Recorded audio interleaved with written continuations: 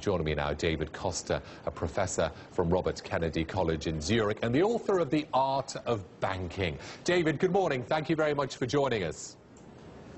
Good morning, Mark. David, am I right in saying now that basically there's an open market for stolen bank account details?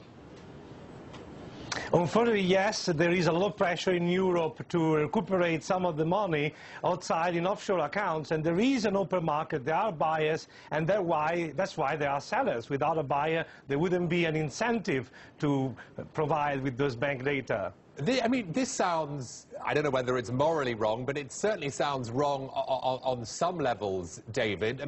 What do you think?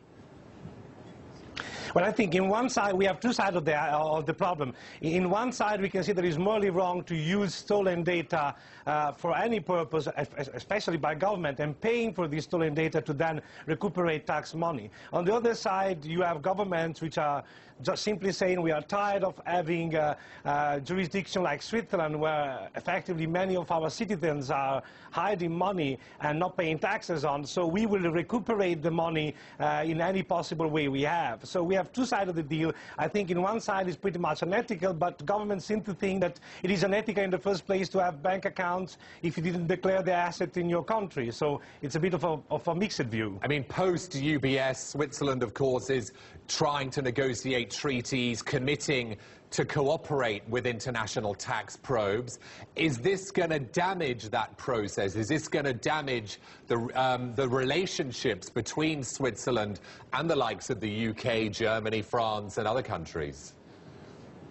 Well, Switzerland, after the HSBC news, which initially originated in December, when they thought that the damage had been just limited to 10 accounts, suspended some of the negotiation with France. So, of course, this is a problem that Switzerland has to tackle at a global level with the governments, whether they can find a mutual solution to this. But I do see a lot of pressure in private banks for both North Americans and European clients. If we look at inflows and outflows in private banking, we have seen that the majority of inflows and now the big business is coming from Asia or Middle East, and jurisdiction where the tax implication is not as important, while North American and European business is slowly diminishing and probably will change radically. So Swiss banks have to be ready to change their model within the new environment. So in this new environment, which banks, possibly the smaller ones, are going to benefit?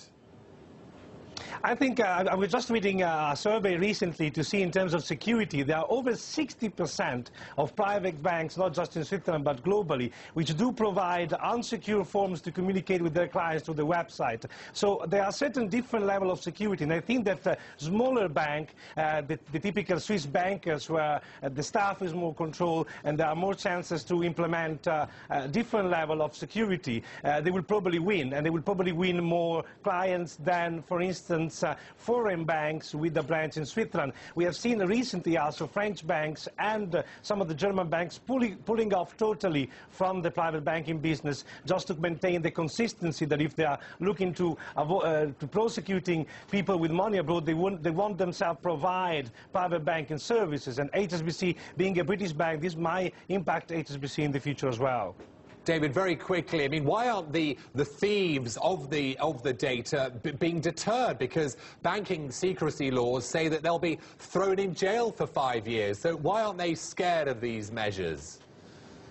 Because applicability is very complicated. In this case, particularly if there is a foreign offender and just leaves the country, there is no possible way to implement those laws. David, thanks a lot. We'll speak to you soon. David Costa there from Robert Kennedy College.